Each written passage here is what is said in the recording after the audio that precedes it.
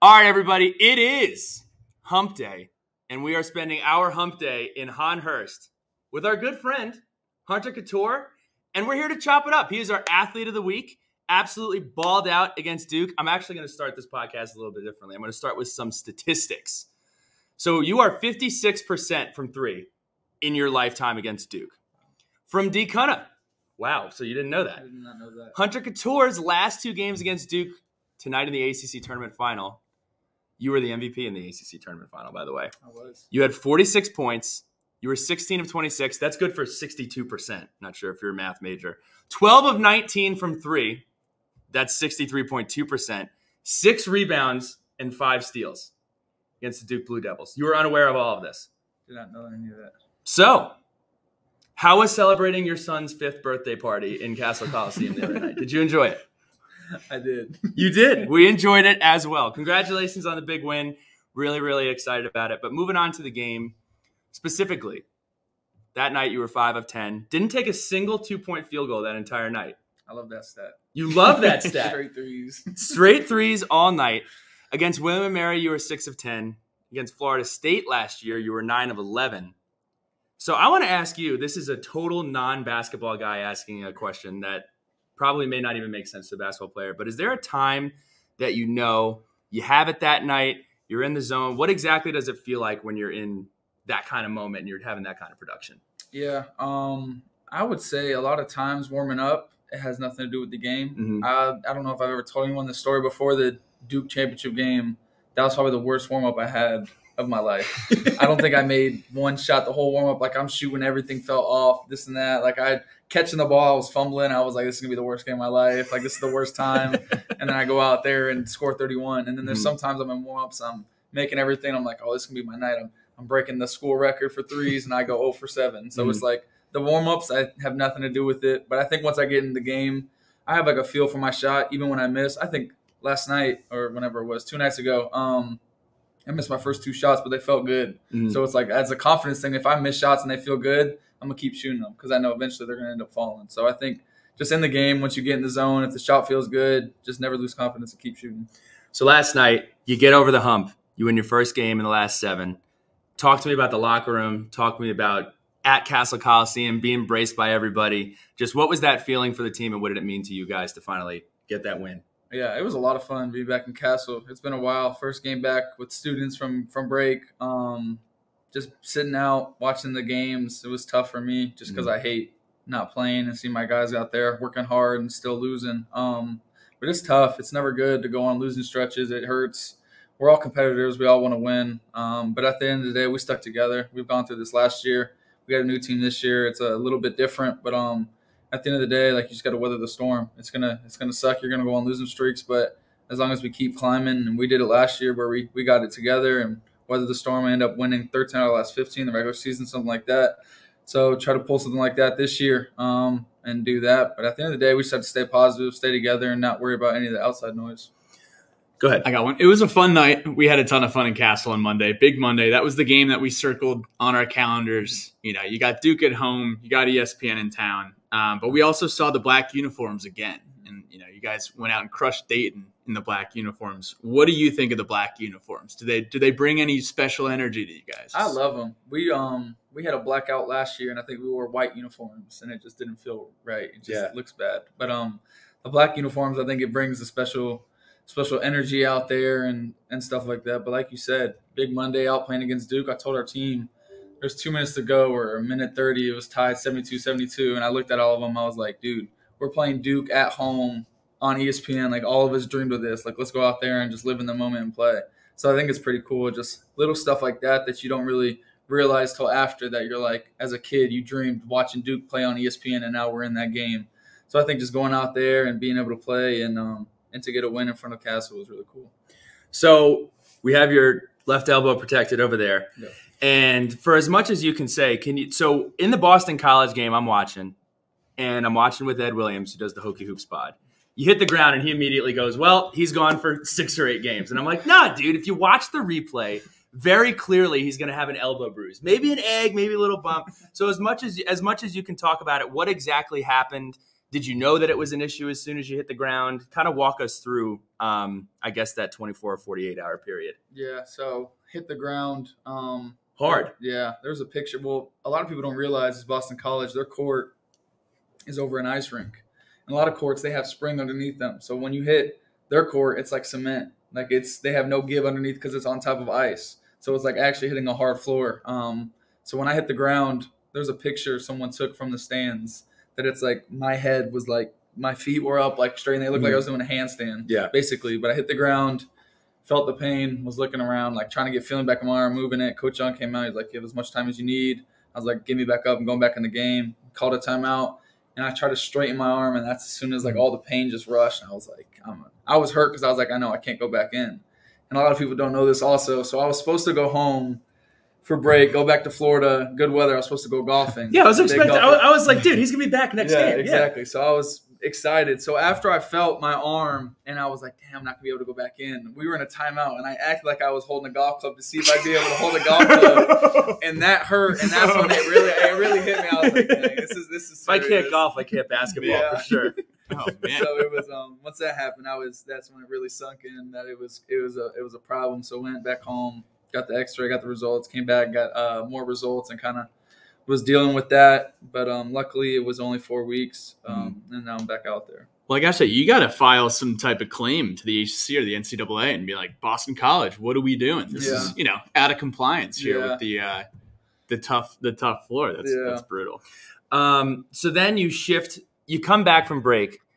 Can you talk to me a little bit about how you approached your role as being a advisor, as an extra coach, as a motivator? How did you try to have an impact while you couldn't be on the court? Yeah, exactly. All three of those that you said. It was kind of like, I can't play. What does my team need from me now? Like without me on the court. So basically, MJ Collins is getting more minutes. He's a freshman. I can mentor him. Darius Maddox has to step up. Sean Padula has to step up.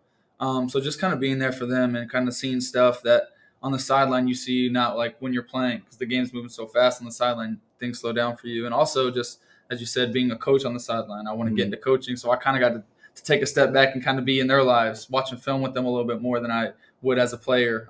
Just kind of seeing little stuff that the coaches would see and just trying to help our team out there.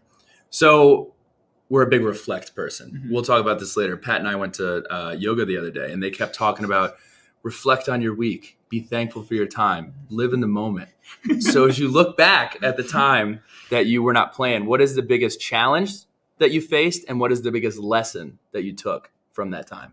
I think the biggest challenge is I'm always like a doer. Like I feel like I have to be doing stuff all the time. So it really forced me to just like sit down and do nothing. Like especially with an elbow injury, you can only do so much, like with it being hurt, ice, treatment, and that's about it. So you could only, and the rest you just have time's going to heal it. So you're just sitting around waiting it for heal. So I think it just taught me patience, because I'm a kid that I don't have much patience. I've always been around, want to run around and do stuff. So it taught me to do that. And also just to be grateful. It's my senior year. I don't know if this is my last year or not, but just to be grateful for the time I have out there and to play in like places like that. I miss playing in the Syracuse Dome. That's a cool arena to play in. And so those games I missed, but at the end of the day, I only missed 4 games. So I'm just grateful that it was only that many, and just other people in this life, like they're going through a lot worse than what I'm going through with the elbow injury. So just being grateful for everything that's happened and kind of just taking my blessings and moving on with it.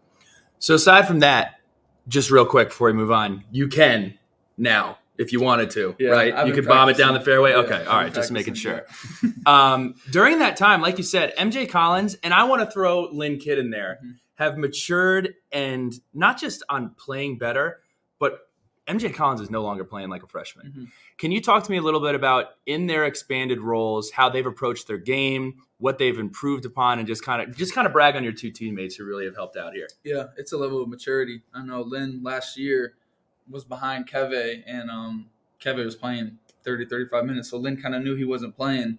But once Keve left, I think Lynn took it upon himself. He said, I'm going to get better myself. I want to get on the floor. And you could see his hard work through the summer workouts, preseason, end season. He's working out almost every day, and he's in there working hard in the weight room and on the court. So I think just his level of maturity really took another step, saying, like, I'm tired of sitting on the bench. I'm tired of, like, he took matters into his own hands. And each game you could see he's getting better and better and understanding the game and stuff like that. And the same with MJ. He came in all fire. Like, he was one of those people. He was never scared of the moment. Mm-hmm. He has the utmost confidence for himself. Threw it down against Carolina. Yeah. Yeah. That's what I'm saying. A lot of freshmen in that moment would be scared to do that. So Mhm. for him to come and do that as a freshman, it's big for him. He's working hard every day. And I think each day they're both getting better and better, and they're willing learners. Like, you could tell them and coach them up and teach them, and they're willing to take that teaching, and they won't get butthurt thinking that, like, oh, they're coming out to get me. Can I give you a comp that I've been thinking? I've been saying it a lot. I'm like, who does MJ Collins remind me of? Who does he remind me of? Who does he remind me of? It's Devin Wilson. It's a guy, you look at the box score, it's not going to wow you, but he's taken the toughest defensive matchup. He's always positive. It was a positron, talking to everybody, not afraid of the moment. Knocked down a huge free throw the other day, got the huge rebound. So really, really reminds me of Devin Wilson. Shout out to Devin. An athletic director at San Diego State University. Love join it out in He's San an Diego. he's an all-timer. He really is. He actually, I'm glad I remembered this. He asked us to ask you what you think of the GIF of you doing the little like Dougie I thing. see time to time posted, and he said it was his favorite little gif he uses. So shout out to him. He's been cool. He's been a supporter. I see him tweet every now and then, shouting out our team and seeing us play. And so it's cool to see a player that's played here and kind of like giving back to us. Like, a lot of like people you would think they would talk about their time playing here and stuff like that, but he's solely worried about our team and not him. And so his support really is pretty cool to see on Twitter. So, but how do you feel about the GIF? Are you happy with the GIF? When you see it, are you fired up about it? You're like, I like that, or is it not your favorite? I think it's funny just because it was from me freshman year, and I feel like I look a lot different. You do indeed. Yes, you do. So I think it's just a funny little throwback to see me from freshman year. That's right. So we're moving on to our pylons. Pylons, for those of you that don't know, there are 8 pylons. What are they? Actually, no. What are the 8 pylons at Virginia Tech? I didn't know them, granted, so don't feel bad. They're behind you. You can't look. They're behind you on this mirror. Oh, they are. Hope, faith, love, care. You'll get one. Keep going. Leadership. Yes, Yeah, that's one. yeah, Boom. one. There you go. That's all I know. What are the 8? Brotherhood, leadership, loyalty, sacrifice, service, honor, duty, and Ut prosum. yes, boom. Orientation leader, dude. That's right. So he had the That's had right. the cheat sheet. All that gobble. So we are adding the cenotaph because we have 9. You can't divide 8 by 3 unless you get some sort of divisible. Yes, That's the right word, right? So we're doing a snake draft of the best shooters in the NBA ever. We're not going to hold you statistically accountable, but who are some shooters that you enjoy? So with the snake draft, you will kick it off. Obviously, got to go with Steph Curry. Okay. As number 1. Okay. Pat? I got Reggie Miller as my number 1. I will go with Boston Celtic legend who has made up with KG and Paul Pierce, Ray Allen. That is my next pick. And it's a snake draft, so you got the next one. Oh, too? I got the next one. I'm going to go with JJ Redick. He's, JJ Redick and I have a lot in common. Yeah? We're both white and have a podcast. So, shout out to JJ Redick. Very nice. That's right. All right. All right, it's coming back my way. I got Boston Celtic legend. Wait, no, he didn't play for the Celtics. For those listening, Pat is not an NBA guy. Not an NBA guy, but we did watch the Lakers play last night. LeBron had a nice little somersault into the floor seats. Remember that? I did see that clip. Is he your shooter? No. Oh, okay. No, LeBron is not a top shooter of all time. Okay. I have Ray Allen. I literally just said Ray Allen. Oh, I thought you said Larry Bird. No, but you can steal that. I have Kyle Korver. Okay, Kyle Korver. Sorry, Kyle Korver, Hunter. You got 2 in a row with the snake draft. I guess I have to take the other splash, bro. Klay Thompson. Okay. Does anyone in any sport have a higher approval rating than Klay Thompson? If you're out there and you dislike Klay Thompson, there's something wrong with you. He's a great guy, big fan. So I'll go. Great vibe. I take it. All right, I feel like I have to go old timer here. Shooter. Pistol Pete Maravich. Steve Kerr. Steve Kerr. Steve, wow. Yeah. Loves the Warriors. The Warriors, yeah. Okay. Oh, it's back to me. It's back to you, dude. Good luck. Running out of players, I'm going to go with, we had this discussion earlier. Going to add Kevin Durant to the mix. Kevin Durant. Good pick. And I'm going to wrap it up with a guy who I used to torch my friends with in NBA 2K like 12. And that's Rip Hamilton. Rip Hamilton always had the mask on, so I will go with Rip Hamilton. Solid. That does it for the pylons. We're trying something new. It might be horrible. It might be hilarious. It's going to be great. I'm going to exit scene left, exit light, exit scene left. And Pat and you can just go ahead and introduce Come on and have a seat to the Hunter hot seat. All right, let's reposition the camera here. Get the facial expressions, the reactions. I'm going to hold the question sheet over here. So we see LGH, Let's Go Hokies, frequently on social media these days. But we're going to do LGW, Let's Get Weird. We got the Hahn Hurst hot seat with Hunter. Hunter, how do you feel? Feeling great. I'm excited for this. Great. Let's get weird. Okay, let's get weird. Now, Hunter, this is not our first interview with you. Hang on, I'm going to adjust the we got a little light. There we go. I'm going to sit here. Okay, so this is not our first interview together. Did you have fun at the fall kickoff? I did. It was a lot of fun. What was fun about it? Just the vibes there were great. You know, people talking, chatting it up, telling jokes. Everyone was there. It was just a good time. You know, I had a couple beers before interviewing you, and I haven't had any beers today. Do I seem different to you? You do. Yeah. I liked you more with the beers than without. Okay, we're going to move on from that one. That was a little bit insulting. Are you nervous right now? No. No? Not nervous. Do you ever get nervous before basketball games? No. Never. Anxious, but not nervous. Good nervous. Butterflies. Before that game against Duke in March, when you were dropping balls and missing shots in warm-ups, were you anxious? Yeah, I was in that warm-up, but balls ended up dropping, and I wasn't nervous anymore. What do you do when you get anxious? I pray. Big prayer. Meditator. I like to meditate. It's a good one, too. Prayer is good. Prayer is strengthening. Strengthening, yeah. Mm-hmm. Hunter, do you have a 4.0? I don't. Strive to. Never got it ever in my life, but it's a good. I graduated with cum laude from Virginia Tech, so it's pretty cool. 3.6 GPA. 3 years. It's pretty good. What does cum laude mean? I don't know. Isn't it summa cum laude? Oh. You know, do or do not, Hunter. There's no try. We can all try to get 4.0s. I also did not get a 4.0. It's okay. So that's okay. Yeah. You guys beat Duke the other day. Kyle Filipowski, he's a good basketball player. He's good. He was throwing up in the huddle. Did you see that? Did you hear about that? I didn't see it. I heard about it. I didn't see exactly what happened. I just know we scored to go up 2, and I think MJ was celebrating, and he got in the way of that. Have you ever thrown up in the huddle? I have not. No, I haven't. Got close, but never did. Vitamin C Yep. and fluids. Hunter, you're from Orlando. O-Town, 407. O-Town. Born and raised. Disney World. Universal. Universal. Describe Disney adults in 3 words. Immature. I wouldn't say mature. Immature. Disney's a rival to me. 3 words. Goofy. It's a Disney character. It is a Disney character. And spirited would be the last one. I love thrill rides. I love Thriller, the song. Michael Jackson. Can you do the dance? I can't. I'm not a good dancer.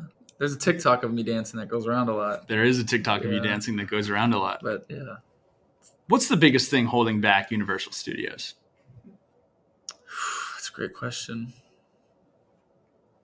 Land. We have a lot of land. I think Disney has a lot of land. More land than Universal. I think that's holding them back. They do.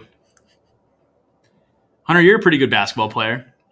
I appreciate that. You're a swaggy basketball player. You think so? Do you think you're the swaggiest member of this ball club? I would say I have some swag. I don't know if I'm the swaggiest. I would like to improve my on-court swag. I've never gotten to it. One of these days I want to do 1 leg sleeve instead of 2 for the tights. I have added the shooting sleeve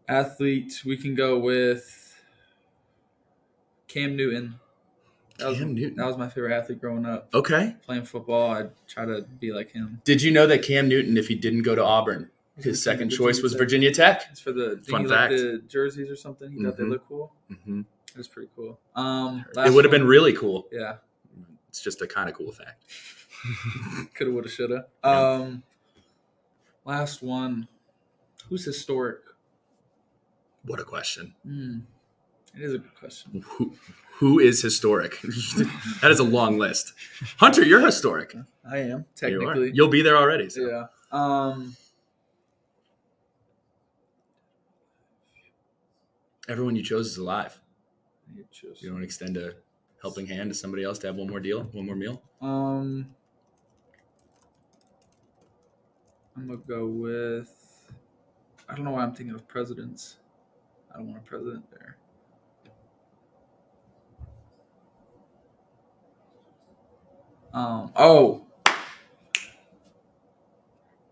Christopher Columbus. Christopher Columbus Yes. and Cam Newton and Drake. I got something about Christopher Columbus. Please and do. I have a great idea for Universal Studios. Christopher Columbus knows all about land and taking up land. They need to get him on the board of directors of Universal Studios and just have him lay out the roadmap. Dude, Disney will be gone in a second. Okay? That's your solution. That sounds great. Pat, that is one of your greatest hits, dude. That's good stuff, man. A sober performance for the ages from Pat Finn. Let's rock. What is your favorite gym to shoot in that is not Cassell? And I want to say this. I actually want to cut you some slack for Barclays. I have never shot in Barclays. But if I did, it's a little weird. The lighting is weird. You can't really see. Outside, you can't see anything. Yeah, so I feel like I have to, I feel like it has to be between Barclays and Florida State. Okay. That's be my two favorite. Who has been your toughest defensive assignment? You can't say a teammate, too. That'd be an opt-out answer. Yeah, we were talking about this earlier. Just kind of people we've gone against through my 4 years. Obi Toppin was good. I didn't guard him. Large human. He is. There's actually a picture from that game. He had an alley-oop and a fast break.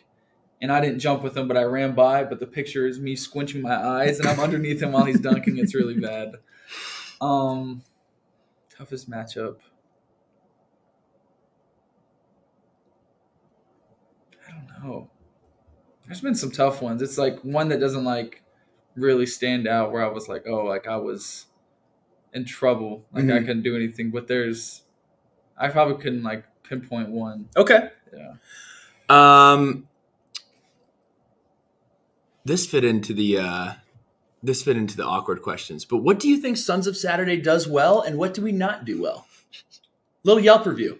Oh, you want my honest answer? I do. That's why I asked. Okay. What I think you guys do well, I think you guys brand yourself well throughout the community and other athletes without expecting anything like in return for yourselves. Thank you. Just like how you guys do help with podcasts and kind of do this stuff, it's more to show the athlete behind the scenes without being the athlete. Show the person. And I think you guys do a good job doing that without like, hey, can you come do this for us so we can get this? I think it's more for the interest of the athlete. So I think you guys do a good job with that. And what you don't do well, I don't know. I've never heard any bad reviews. There ever been a tweet that gone out and you're like, dude, this is whack. What are we doing? I'm trying to think. What you guys can do better. Better wording. I like that. Better wording. Areas of improvement. Yeah. Put our hard hat on. Do we need to be swaggier? Yeah. I think we could do that. I think I could try. We'll work. I'll go get some one-legged tights for the next podcast. You and KG play 101 to 11. What's the score? 11-0 me. 11, 0 hesitation. Yes. And are these all from Beyond the Arc? Or There's between me and KG, there will be no two shots. So then it would be 12-0. Yeah. Math. Well done. Math. Who would you say if there was a round robin tournament of the coaches? Call your own foul. I think that's important to note as well. Who would win? We'll throw Bruce in there too. If it's call your own foul, then Bruce is going to win. But call your own foul. It's got to be between KG, Webby, and Ace. Okay. I think those three, depending on how well they're taking the call your own foul, it'll be between those three. What is the weirdest pregame superstition or like just kind of thing that they do before a game? Like I gotta imagine Grant Basile has a pretty weird pregame routine. So he's been doing this lately, and we all have been joking about it. I knew it. Dude. I knew he had something weird. I don't know if it's necessarily pregame or pre-practice or what, but we will come out a film, and we'll be in the huddle, and we'll just see him laying on the ground, like moving his knees side to side, stretching while Coach Young's in the middle talking. And he did it at Syracuse. We were in the huddle, and while Coach Young was talking, it was a 30-second timeout. He is on the ground, moving his knees back and forth, I guess to stretch his back or something. And we laugh about it every single time. What does Coach think about it? He's so caught up in the moment, he doesn't really. My pregame ritual, what I like to do with Coach Young, is when they announce him at Cassell games, I like to boo him. That's pretty funny. When they say, like, and now your head coach, Mike Young, I always boo, and he gets mad. So I have a little beef with the Hokie Bird. This is a two-pronged question. I'm a firm believer that we can do better. You're going to catch a lot. I'm going to catch a lot of heat. This is the first time I'm mentioning it. So we look across different schools, and they're, the mascot's kind of intimidating. Mm-hmm. The Hokie Bird is something I would expect to see at like a kindergarten, like birthday party. Friendly, wants to take pictures. Yes, like friendly, wants to take pictures, big feet. Looks like he doesn't have a very balanced diet. Mm-hmm. So one, do you think the Hokie Bird is due for a rebrand, or do you like the Hokie Bird as is? This is not, for those of you that are going to freak out, this is not me saying we shouldn't be the Virginia Tech Hokies. This is me saying that we should get a new costume for the Hokie, but I would like your opinion. If you don't want to go down on the sinking ship with me, it's okay. It's all good. I think we should. I think when I see the Hokie Bird, it's usually walking around, waving, high five, stuff like that. Yeah. But I would like they come out and they see the Hokie Bird and they're like, that's a mascot. Yeah. Like, I feel like, I'm not going to say that. I'm probably getting some trouble for that. But I would just say we need more of like a mascot feel, more of an intimidating. Yeah. When we played West Virginia, old musket guy comes out and you're like, yo, that guy's, I hate to say it, guy's grit. That is a gritty mascot. Our mascot is anti-grit. And I think we need a little bit more of a gritty mascot. And here's the thing. You got me on a tangent, Hunt. Here's the thing. Dude, I'm gonna go on a long tangent about this when you're done with your tangent. All right. Here's the thing.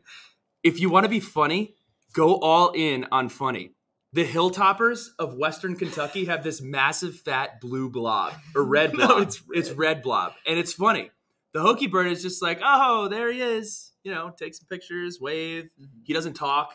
And then you look at the Notre Dame Fighting Irish. It's usually a short guy carrying around a pot of gold. He has some props. At least get the Hokies some props. Yeah. So that's or maybe a live turkey. We could spare it from being on the shelves on Thanksgiving. Some schools do that. Want to talk about? Well, that wouldn't be sacrifice. That would be. It would be the opposite. Yeah, that would be saving sacrifice. So I don't know. If we wanted to take sacrifice off, we would also stop serving turkey legs at football games. This is true. This is. But true. I guess that is That's what right. we do. We're eating our own. We are living the pylons with sacrifice. Are you done with yours? I'm done. Yeah, go ahead. I don't know about this whole Hokie Bird rebrand, guys. No. Okay. See, listen, man. This is class president speak. This is why you don't want a president at dinner, because they're gonna. Yeah, he's protecting his ego a little bit. When I was 4 weeks old, pictured in the crib, I had a little bib on or whatever. I need this picture. What are they called? Onesies? I had a onesie and it said like future Hokie or I'm a little Hokie with a picture of the Hokie Bird. You can't just take away 28 years of my relationship with this fictional character. That's fine if it's on a shirt. No. It doesn't need to walk around. The Hokie Bird signifies comfort and familiarity. Well, when I go out and play Duke or we play somebody, I'm not thinking, yo, Duke's coming to town. Let's make sure they feel comfortable and familiar. Like, that's not what I'm looking for, dude. It's not for – I'm Billy Ray, and I think having a intimidating mascot will actually help us win the football game. Yeah. Or any game. Don't sports-specific me. Any game. I think it needs to change. Walking around at baseball, soccer, badminton, bass fishing. I think we need a rebrand. That's all I'm saying. All right. That's all I'm saying. But Would love to hear the feedback. We do have a question about this. Yeah, there is a question. So if Bruce Garnes and the Hokie Bird were in a fight to the death, who would win? The Hokie Bird we have now? Yes. Bruce Garnes. That's my problem. Not saying Bruce is not a good fighter, but I want somebody that at least makes him think about it. Anyway, moving on to letters to the lunch pail. Go ahead with your letter. All right, our first letter from the lunch pail comes from our guy, Sam Stromberg. Hunter, do you have a pregame snack or any superstitions? You kind of already answered that. Snacks. Pregame snack, peanut butter crackers.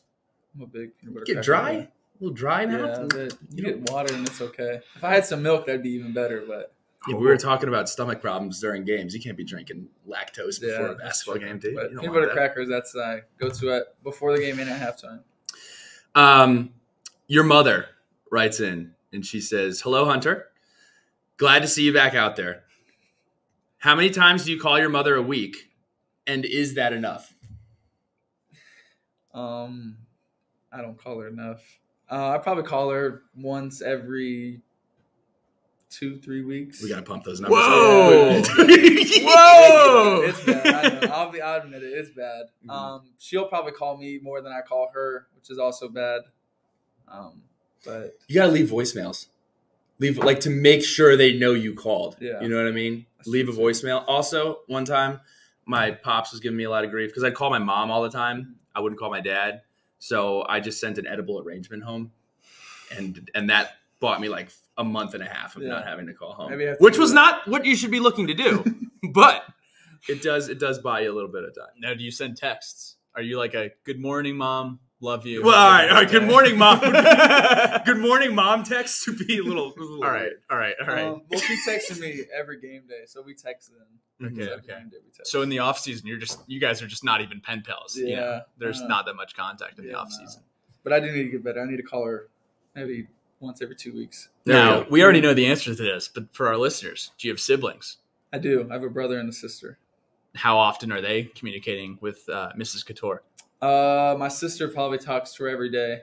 They're probably best friends. And then my brother probably calls her once a week. So I'm probably the worst one. You know what we're gonna do? We're gonna help you out. So how much do you want to call? What's the goal for you calling your mother for the rest? What's the quota? What's the quota? I think once a week would be cool. So here's what we're gonna do.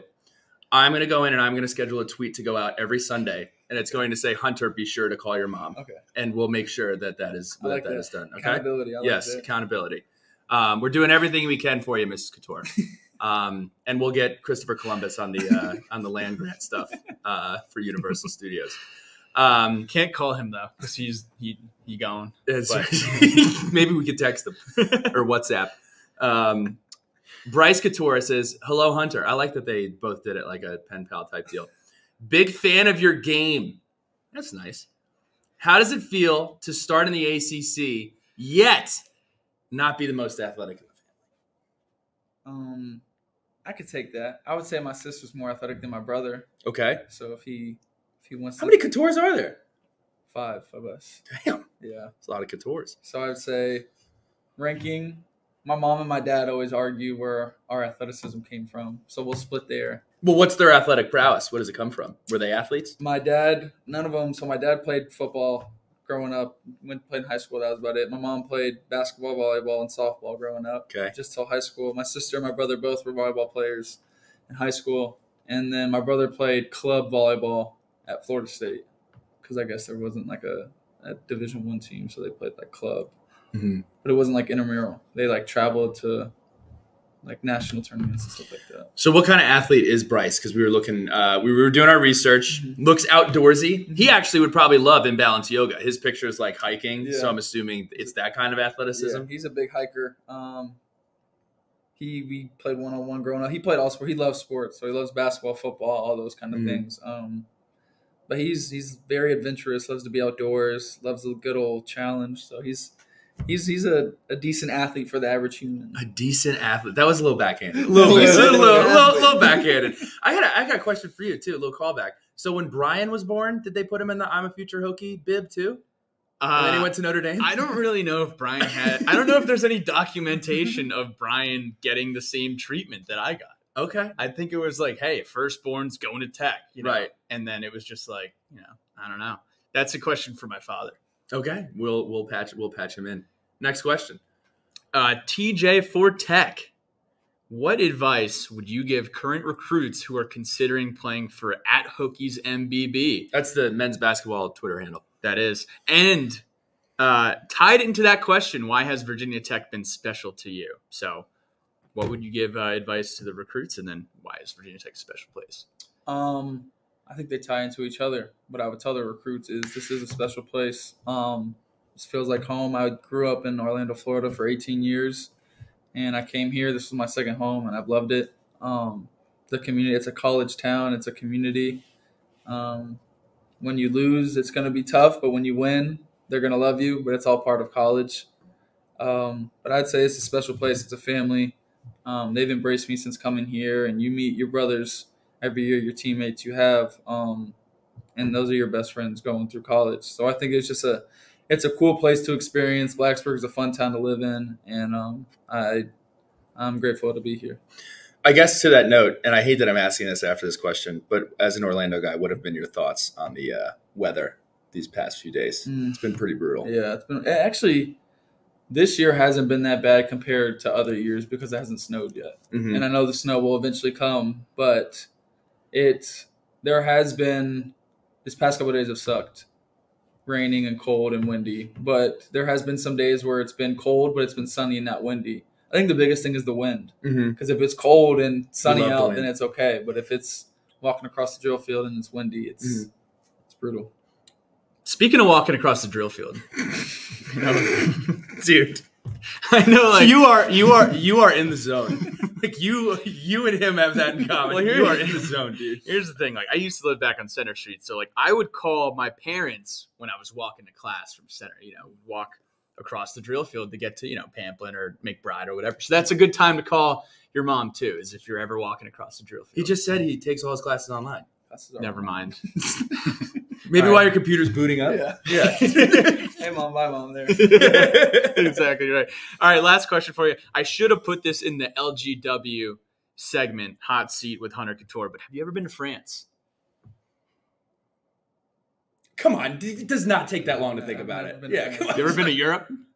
Never. I've been out the country twice. I've gone to Mexico and Haiti. Okay, so very far from France. Yes. Do you like cycling, riding a bike? I did. I grew up riding a bike with my friends. Cool. Well, if you ever go to France and you decide to ride around on a bicycle in France, the Cattoor de France branding is something you could really take advantage. I've never heard that before. That's right. So we're going to close on that note. But Hunter, Sharky shout-outs, anything that you want to shout out from our good friends at Sharky's Blacksburg. This is your time. Where to follow you. If anyone is special in your life, anything you got going on, anyone you want to recognize. I was going to say, shout out to my mom. Nice. Expect more phone calls. That's right. Shout out to Bryce for being the second most athletic in the family. And that's about it. That's a podcast. Good job, Hunt. Appreciate y'all. Thank you. Talk to you soon.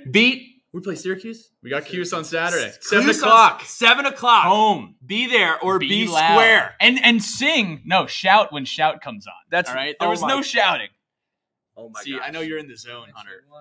No, but Yeah, the that's shout the other night, C- Really? from the. It was like, It was really poor. and no one was, getting into it. Piss poor. That's a podcast. Appreciate y'all. Hunt, that was fun.